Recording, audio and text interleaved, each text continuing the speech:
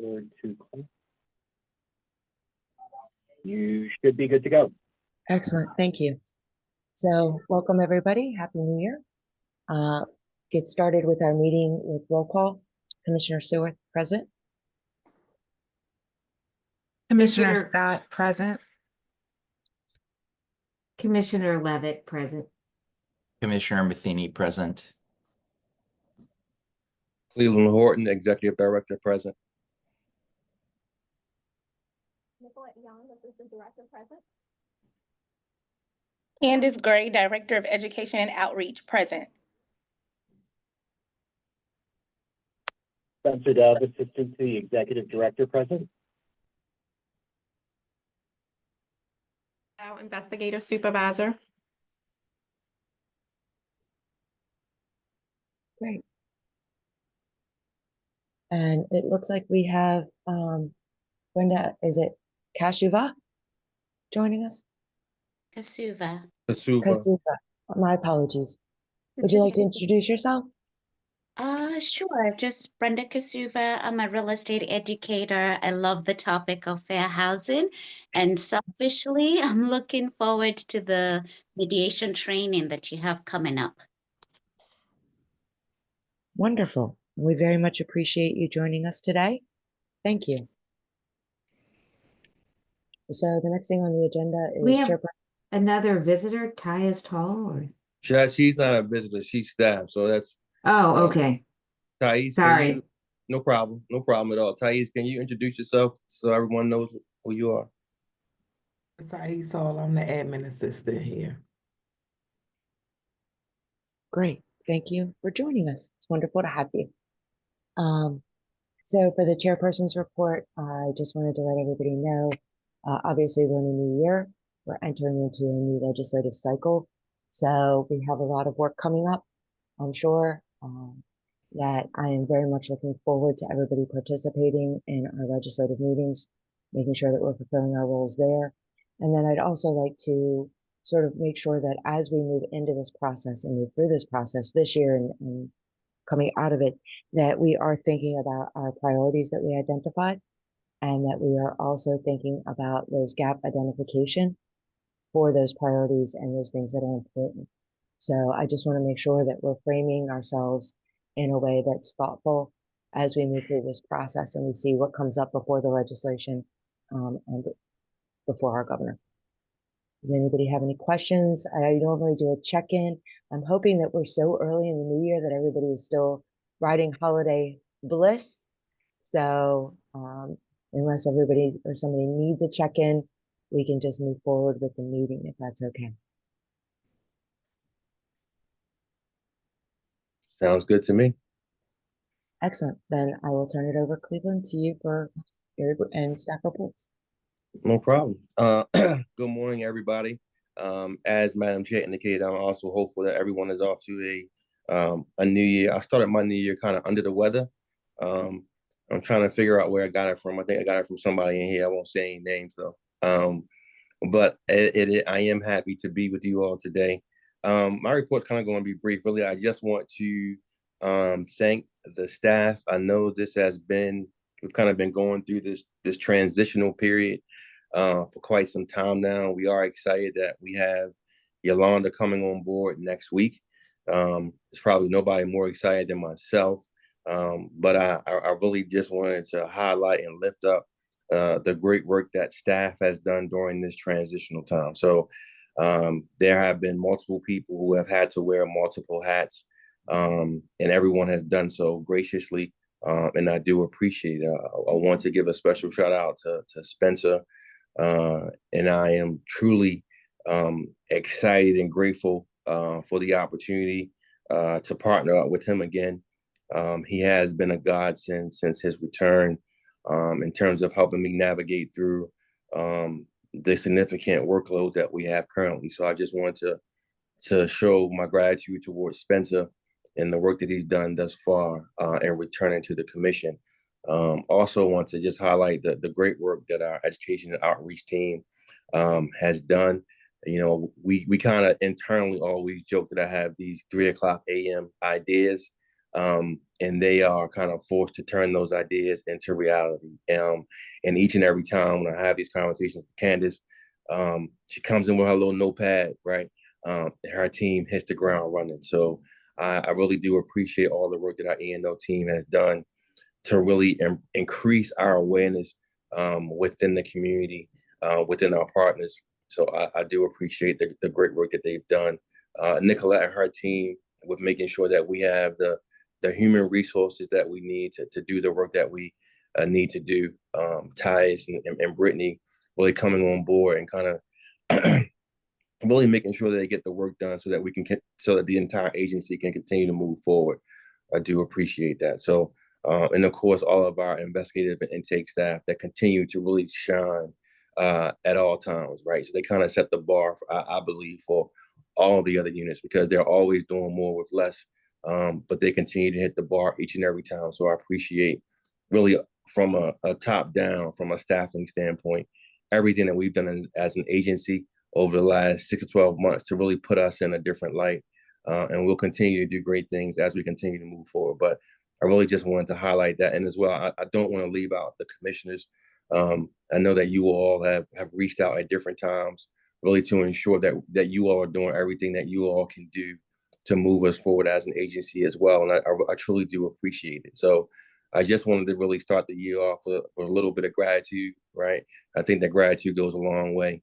A lot of the work that we do is thankless, and I think it's important just to be able to say thank you. So again, thank you to everybody on the call, all the staff, the commissioners that allow us to do the work that we do day in and day out. Now with that, from a legislative standpoint, as we all know, the state is dealing with, and I do apologize, I'm still kind of getting over the bug, but the state is dealing with probably about a $3 billion deficit, right? So to that end, there's not going to be a lot of new programs, new initiatives. Right now, our agency is focusing on defending the resources that we have. We know that there's an opportunity for us to continue to move forward and working with the administration to see if there is room for us to get some additional resources to continue to move forward to do the great work that we do as an agency. Our primary goal this particular legislative session will be to defend any increases in allocated funds that may come from the administration. So we've already had a number of different meetings with legislators to do that. All of our meetings thus far have been extremely positive. We've gotten nothing but support for our agency. So, as we think about our priorities, really for us, as we think about what we're going to focus on this session, the number one priority above all is defending our agency resources so that we can continue to do the great work that we do, because we know there will be significant cuts to a number of different agencies and programs. And we do want to make sure that we are not on that list. And we are doing that work as we speak. All right. With that, if there are any questions that you all may have for me, I will take them at this time. Actually, very quickly before questions, I just want to note for the record that Commissioners Navarro and Evelyn have joined, please. Commissioner Navarro, Commissioner Evelyn, nice to see you all. Yes, how you doing? Good morning, everyone. Happy New Year. I apologize for my delay. I also apologize for my hoarse voice. I just came back from Tampa watching the Commanders win. But again, I'm here. I had a work obligation, but that's concluded now. Go Ravens. Jensen, Go Ravens, right? But you gotta remember. See, here from in Ravens country, we're used to winning, right? So when we win, it's not those Commanders when they win. Once every 20 years, it's a big deal. So we get it. We get it. We want to support you. We want to support you, Jansen. So I'm supported. To be clear, I don't want to detract and go off the road, but we for Mr. Jackson. We were under a generational curse with not upon. So okay. It'll be Lamar versus suburban version of Lamar. No problem. So our last Super Bowl win was in New Orleans, so I'm expecting our next Super Bowl win to be in New Orleans. I just want to add that I'm so happy that Commissioner Evelyn has the coarse voice because of going to that game. Mine is not such a nice one. It's just coming out of a cold. But that's the best way to have a bad voice, Yeah. for sure. That is true. I will agree with that. Were there any questions regarding my report that you all may have for me? One question that I have, you always have to have a plan A, plan B. If you get cuts, what would be areas that you would need to amend or be flexible with respect to your activities? Well, that's a great question, Commissioner Varro, and I will say that I am 100% certain that our agency will not be cut from our current level of funding, right? And speaking to the administration, I know that there is a sincere efforts in increasing the resource that we have as an agency. The only thing that I will expect is that there may be a cut to any proposed increases to our agency. That will be the only cut that I see. I am 100% certain that as where we are right now, from a level funding standpoint, I have no concern at all that we will be reduced in resource from where we are right now. But if that should happen, for any far chance that should happen, right? Because crazier things have happened. The major impact would simply be what typically happens to our agency. It just increases our time and process. We know that right now, as you all take a look at the data in the report that I submitted, we have about 490 cases in backlog status.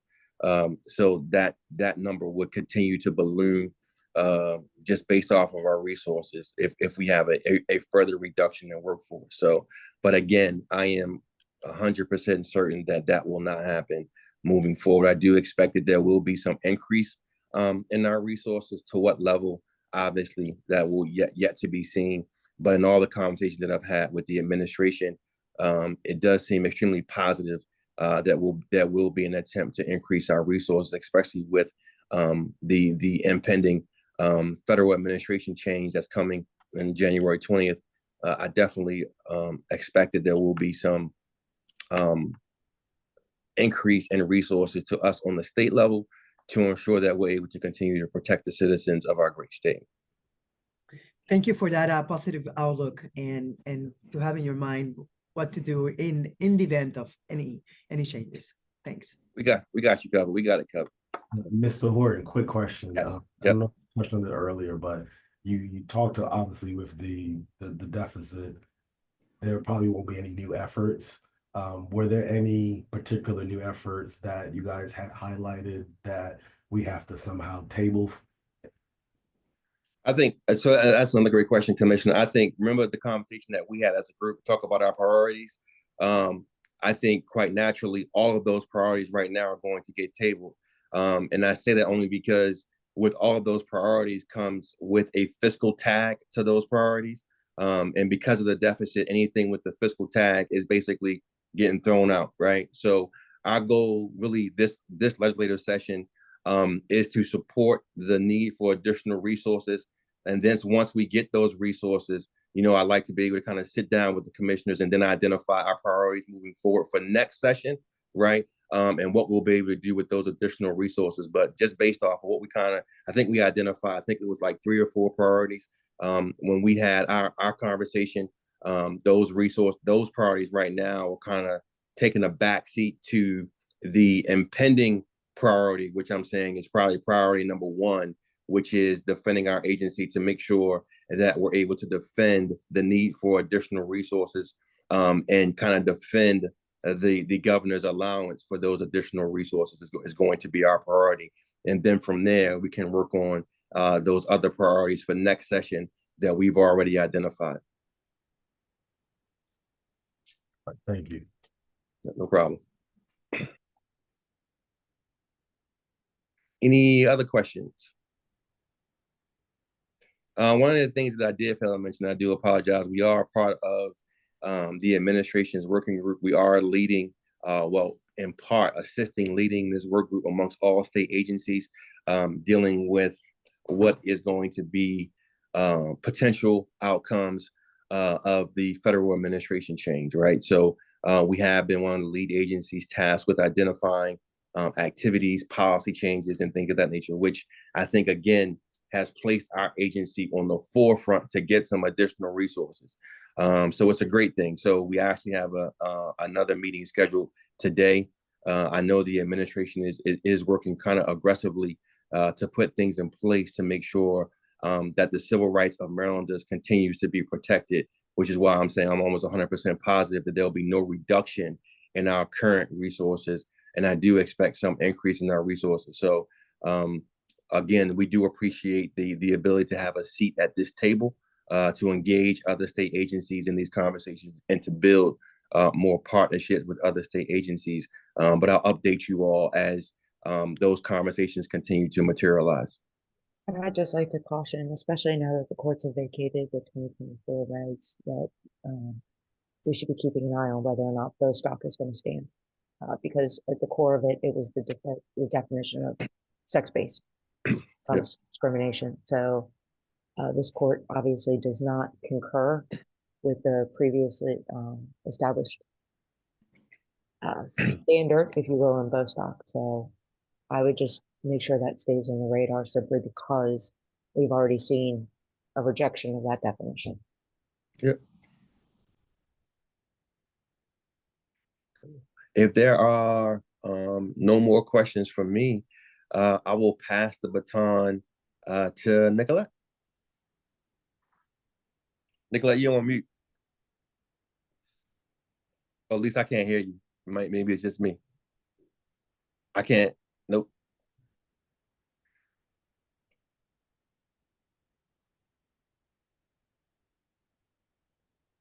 Okay, can you guys hear me? There you go. Okay. Yep, there you go. Apologies for that. Thank you, Cleveland. Good morning and Happy New Year to everyone. Just kind of want to reiterate what Cleveland just shared. The governor's allowance will be admitted publicly tomorrow with the budget bill.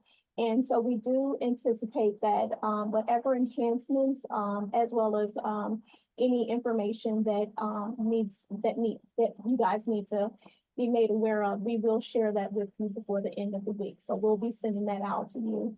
Our budget hearings are scheduled for Friday, January 24th, and that will be the Senate hearing. And then on Wednesday, January 29th, for the House hearing. Those will be in person. If there are any changes to the times and locations, we'll let you know. Also, they do have the hearings televised on YouTube.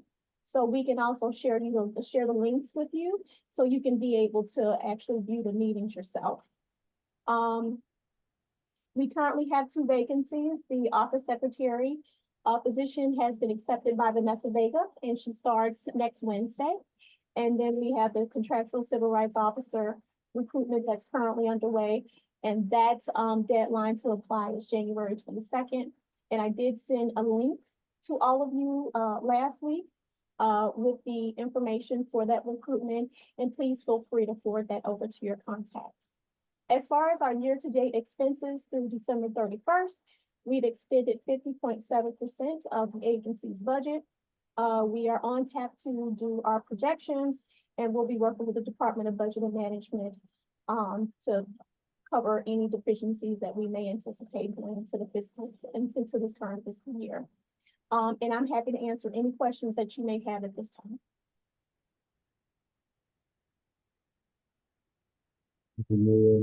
My only question is, when you're looking at the, I know you said it's going to get released tomorrow, but when you're looking at the proposed budget, are they still looking to make sure that staff are receiving like merit and COLA, or is it going to be flat? So staff don't receive merit. Unfortunately, we don't have enough money in the state to do merit, but COLAs, their staff do receive COLA adjustments as well as any step increases that have been built into the budget. So if it's not built into the budget, unfortunately, we don't get it, but there were COLA adjustments and step increases for fiscal 25 already that were given out. Excellent. Okay. Are there any other questions? Okay, you guys are really easy. Okay. Thank you. I hope you guys enjoy the rest of your day. Candace. Hello, everyone. Good morning. It's so great to see you all today. I know you all received our report, so I won't read everything verbatim. I did want to highlight that our Civil Rights Symposium was rescheduled from January 11th to February 1st. Our space holds 400. We have 434 registrants for that event, so we are capping to ensure that we don't go over anymore. Our Education and Outreach Unit has ensure that we've emailed registrants through our Eventbrite as well as through our email. And we're excited because most of our panelists are available for our change of date. So we're excited about that.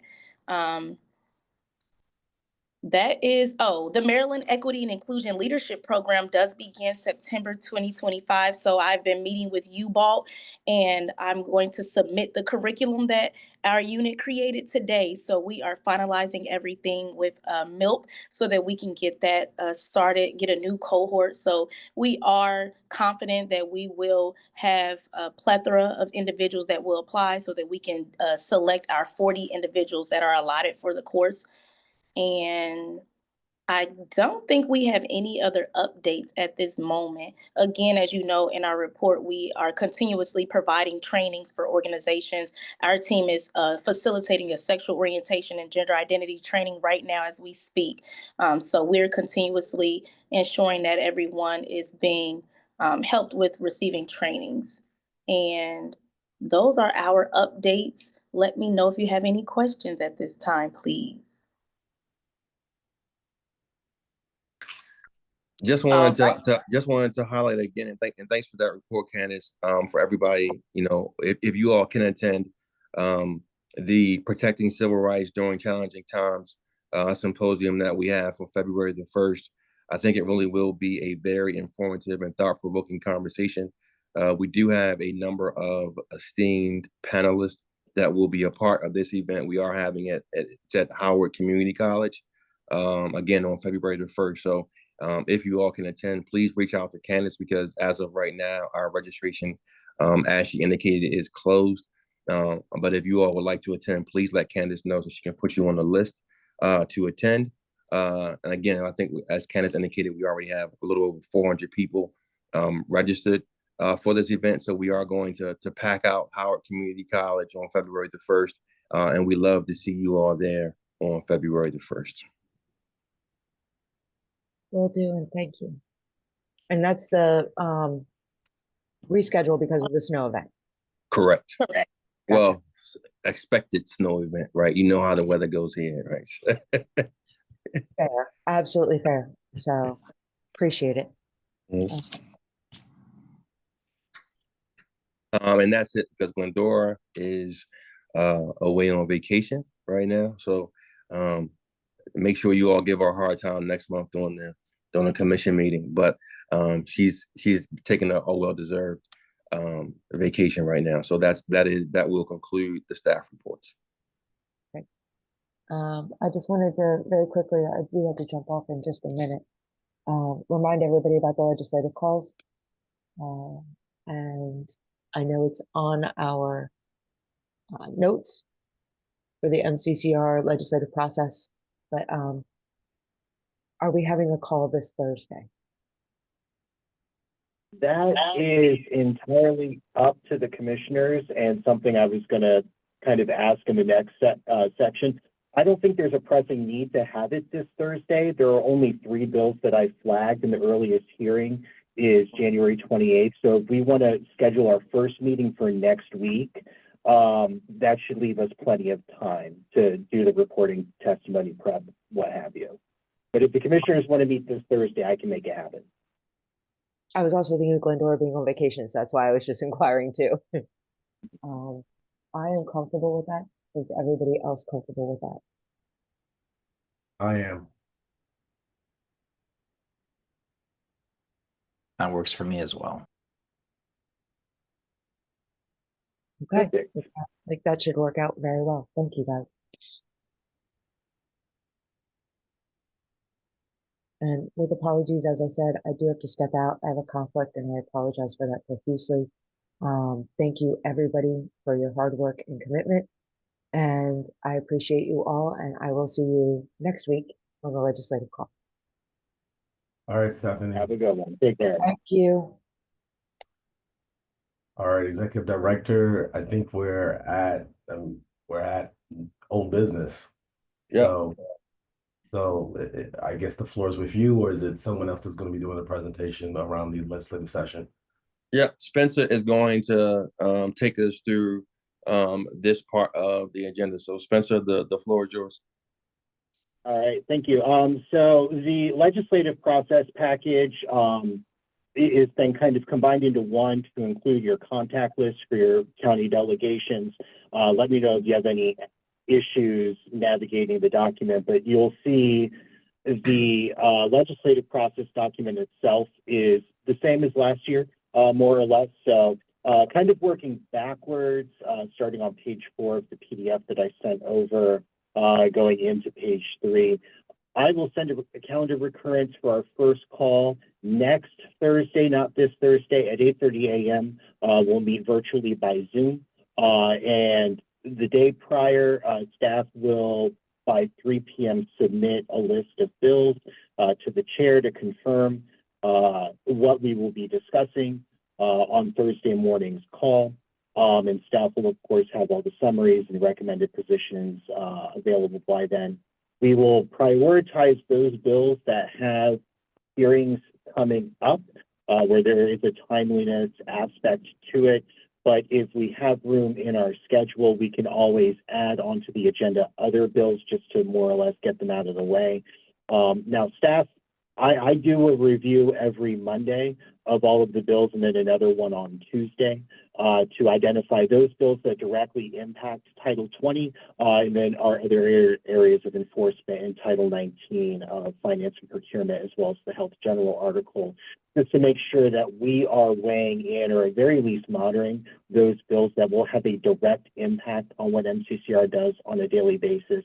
But then also we are mindful in looking at all of the bills, anything that may indirectly impact Title 20 or may have a clear nexus with the work of our agency, the priorities that are identified by the commission, including the commissioners themselves. And also kind of the third layer of bill review will be a broader look at all bills to see what's impacting civil and human rights that we may want to have a say in the position one way or the other.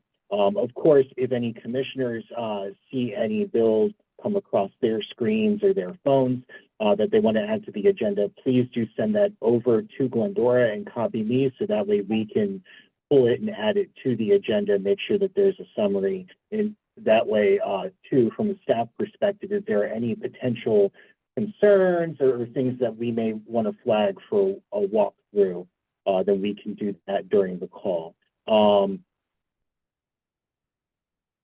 So yeah, the Thursday morning call will be 8:30 at Zoom. We'll formalize our positions then, and then we internally have to get the commission's position reported to the governor's office by the end of the day Friday. There's still currently a 48-hour testimony sign-up period. So like for Senate Bill 107 that we shared the testimony yesterday, the hearing's tomorrow, the sign-up was yesterday.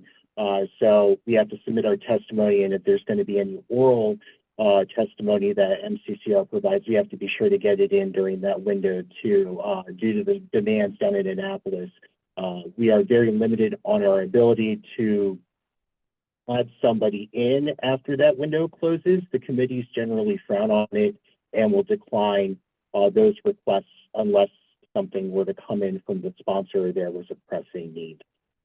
So by and large, I believe all of the commissioners were on these calls last year. So it's just going to kind of be the same thing again this year, copy and paste. It seems to work, but certainly we're open to any suggestions if you have any. I will also be finalizing the bill table for tracking purposes and circulating that after I get the calendar recurrence out. So that way everybody can see at a glance where things are. So is there any question on the weekly call and kind of the methodology for flagging the bills? I think my only question about the methodology about flagging the bills is, like, it says legislation that has a broader impact on civil rights specifically, and I think that's the one where it's a bit more ambiguous and gray. Mhm. So, in those situations, let's just say I say, hey, there's some rent control legislation. What's the process internally with staff to review the legislation the commissioner has sent over to see whether it's something that MCCR would get behind? So Cleveland, do feel free to back me up on this since I'm still kind of getting back in the saddle, but at least reflecting on the way that things ran the last time I was here. If the commissioner recommends a bill to be put on the agenda for discussion, we're going to go ahead and do that.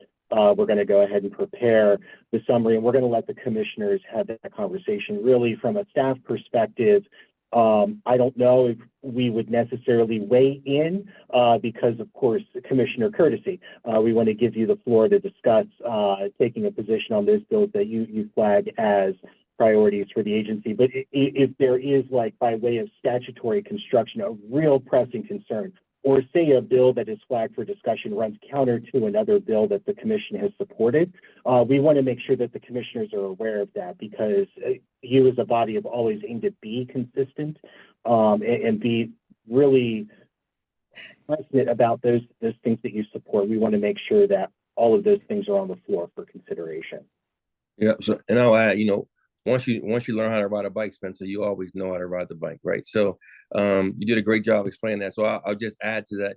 Part of what we do internally is we do go through every recommendation that comes through from the commissioners, and we do provide a staff recommendation. And we do that because we look at it from a standpoint, a resource standpoint. We also take a look at it from a partnership standpoint, right? So we do want to make sure that we're taking a look at the recommendations coming in from commissioners, because we may have some more inside information that you all as commissioners may not have. And we provide those recommendations during the call. So if a commissioner recommends us to support a bill, and then for various reasons, if we believe from a staffing standpoint, we recommend us standing down on a particular bill, we'll provide you all with that information and the justifications as to why. But we do internally take a look at everything that's submitted to us from you all to make sure that we're all moving forward really in the same way.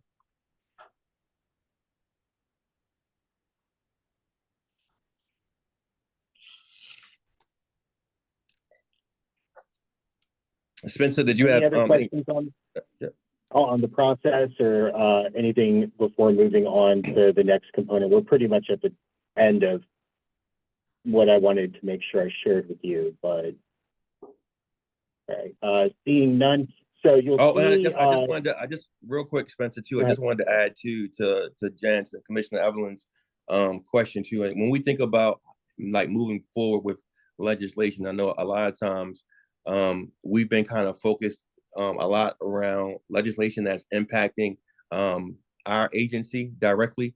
While we definitely want to keep our finger on the pulse as it pertains to that, we also want to make sure as an agency we're having a larger impact from a much more broader civil rights landscape. To Commissioner Evelyn's question, we know that there is a lot of work for us to do outside of those bills that will directly influence or impact our statute. And we do want to make sure as we continue to move forward that we are using our voice in those other areas as well. While we know that our enforcement authority is limited to certain areas, our voice is not. And we want to make sure that we're lending our voice to other issues to support our partners. Again, as we continue to build these very strategic and targeted partnerships, it is going to be important for us to utilize the voice that we have as the Maryland Commission on Civil Rights to speak out either against or for those bills that may not have any direct impact to our agency, but we know will have a direct or indirect impact to civil rights as a whole here in the state. And we want to make sure that we're using that voice. So we are asking you all, as you all think about moving forward with this session, as you all see bills coming through, that you all kind of keep that thought top of mind as you're taking a look at bills that are being introduced, to make sure that if there's a way for us to utilize our voice, whether that's written or whether that's oral, we want to make sure that we're utilizing our opportunity to be able to do that. I think that sends a strong message that we are doing the work. We are here from a civil rights landscape. We are here to be a major force as it pertains to civil rights. And one of the ways that we can do that is by utilizing the legislative process and keeping those bills top of mind and again, influencing them any way that we can in doing so. So I just wanted to make sure that everybody, again, I know Commissioner Evelyn raised the broad topic conversation. So I just wanted to make sure that we all keep that top of mind.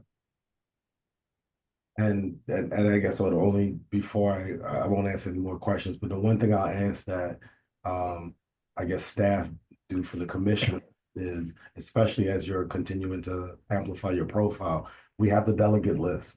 If there is a particular piece of legislation that you want us to reach out to some of our delegates, like definitely stress that way, me or whoever else that have relationships with some of these delegates can definitely like tap them. And one, it helps us with our legislation, but it also helps when the budget is before the General Assembly to see that the commissioners and the staff are actively hitting up the delegation. I mean, hitting up the various members of the General Assembly.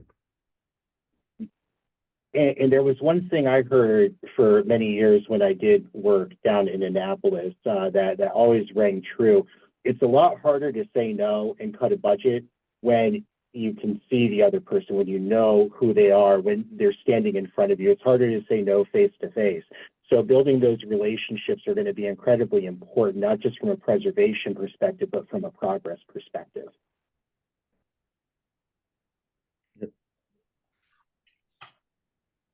So that's a really good segue into the next bit of the document, which are your county delegations.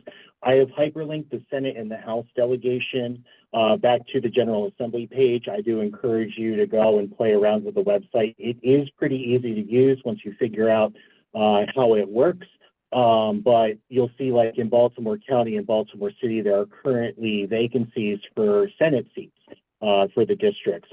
Like Kathy Klausmeyer has just been appointed Baltimore County executive. So since we're at the beginning of the session, we're still playing the member shuffle, as I call it. We're going to see some folks get appointed. Some delegates may become senators, so we'll have new delegates being plugged into various delegations.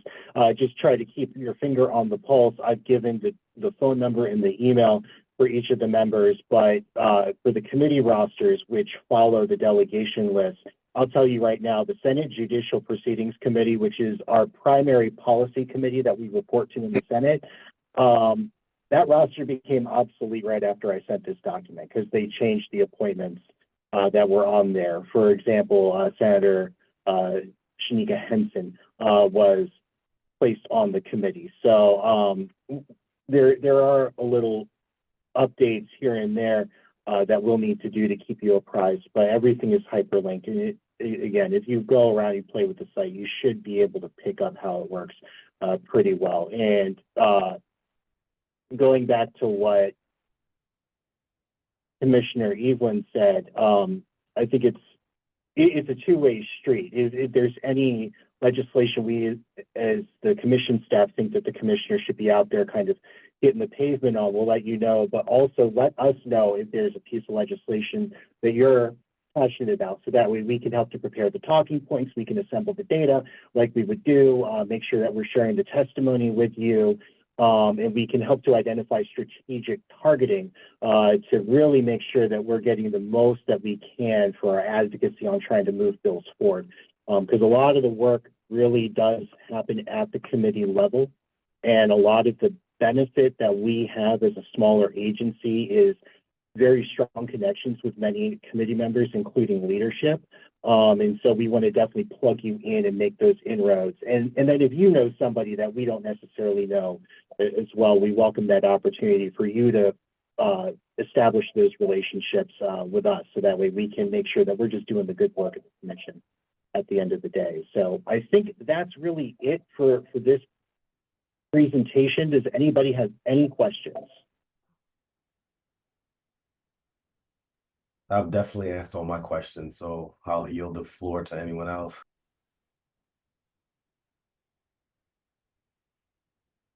All right. Well, you know how to reach me by email or by phone if any do come up, so please let us know. Otherwise, I will get to work on getting everything ready for next Thursday's call.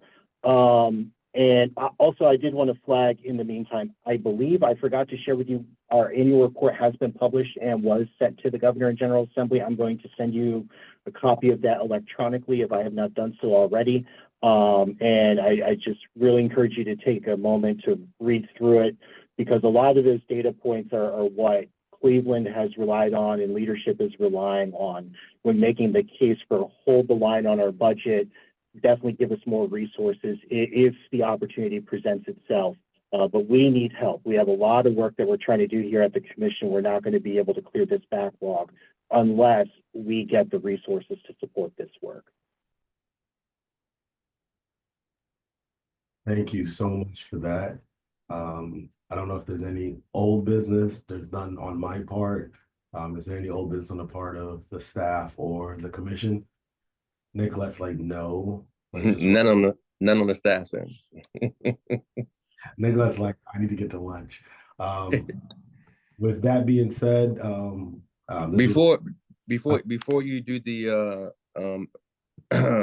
motion to adjourn, real quick, because I don't think in the beginning, and I see Ms. Kasuba just raised her hand, so I wanted to make sure we give her the opportunity. If there was any questions that she had for us while she was here, we gave her the opportunity to do so. I'm sorry, because I came on. No problem. I got you. Thank you, Executive Director. Miss Brenda. Good morning. So I had two questions from earlier for consideration. I teach real estate education to real estate agents. Yes, we talk about fair housing. The topic of source of income is still a big one. And I have been trying, for example, to connect with local associations, or not associations, I don't know what the word is, that offer their own local source of income housing vouchers, and it's been difficult. So I'm requesting if MCCR can consider another education outreach on the topic of source of income. And then the other one is consideration on the ME Maryland Equity Leadership Program. I did attend that, I believe, 2 years ago, and I might be one of the few that might be challenging you to consider if someone who's taken it before could have the opportunity to either pop in, have a refresher on some of the topics that are constantly changing. Thank you. No, thank you, Ms. Kasuba, for attending the meeting. And full transparency, me and Ms. Kasuba go way back. So it's always a pleasure to see you in the meeting. So I won't pretend like I don't know you, right? Because it is what it is. So we will absolutely make sure if there is some source of income training that you all would like to see, you can reach out to me directly or Candace, and we'll make sure that we can set that training up.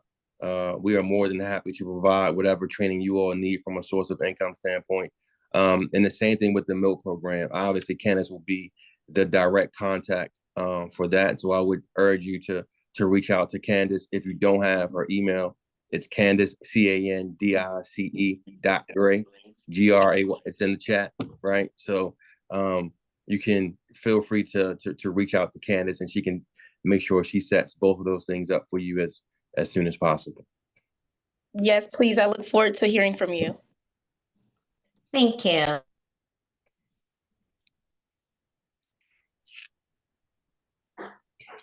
I'll yield the floor back to you, Vice Chair. Well, before I do a motion to adjourn, I want to ensure that there are no other members of the public that are present that want to make public comment. I think that was all we had. Okay. Well, hearing none at this time, I would consider a motion to adjourn. This is where someone makes a motion. Motion Second? seconded. Oh, Excellent. Well, we are adjourned. Staff, thank you for this presentation. I definitely want to say again, welcome back to Mr. Dove. Just getting the information, and the communication has already been increasingly crisp. So I'm grateful for that. I'm grateful for the professionalism that's coming, and I look forward to working with you all closely during this legislative session. Thank you. Likewise, and thank you. Great day. Everybody have a good day. Bye-bye.